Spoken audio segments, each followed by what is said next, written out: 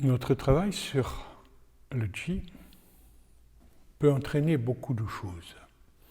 La première, c'est vraiment préparer notre pratique du Tai Chi.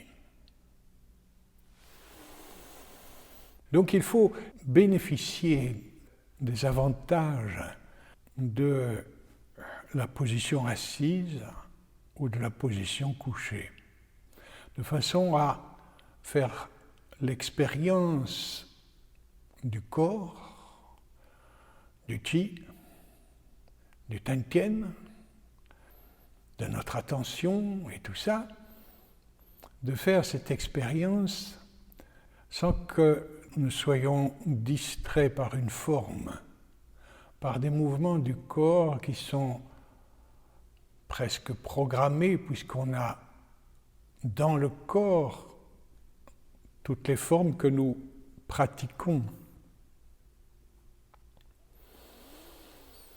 Et ainsi, lorsque nous ferons le Tai Chi, après la séance, nous aurons cette expérience physique d'une certaine, immobilité, dans le sens où on parviendra à ne pas être dérangé par les mouvements, ne pas être omnibilé par « tiens, quelle posture vient maintenant », etc., etc., pour que notre pratique de Tai Chi ne soit pas encombrée par des tas d'autres choses. Et elle le sera toujours un peu, évidemment, mais il y a une intégration là, il faut pénétrer progressivement en nous-mêmes, évidemment, mais c'est tellement vague les compréhensions que nous pouvons avoir lorsque nous parlons de nous-mêmes. Il y a l'autre pendant, évidemment, quand on se tape le marteau sur le doigt, on sent très bien ce que c'est nous-mêmes. Alors que quand on est assis ou couché et qu'on s'imagine frapper avec le marteau sur le doigt, est-ce qu'on se rejoint? On pense se rejoindre, mais l'information tactile, pratique, où est-elle?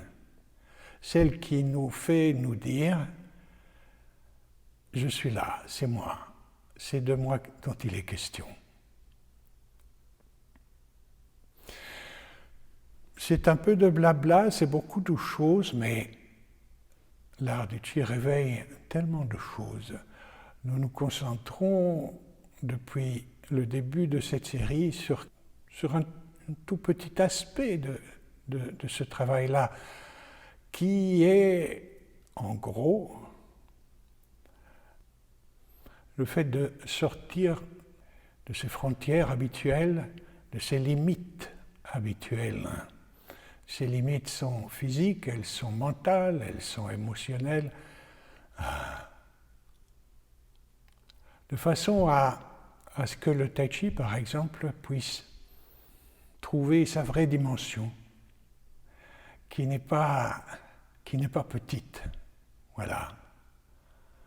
Rien de plus beau que quelqu'un qui fait du Tai Chi et que l'on voit, que l'on sente que cette personne est grande, est immense,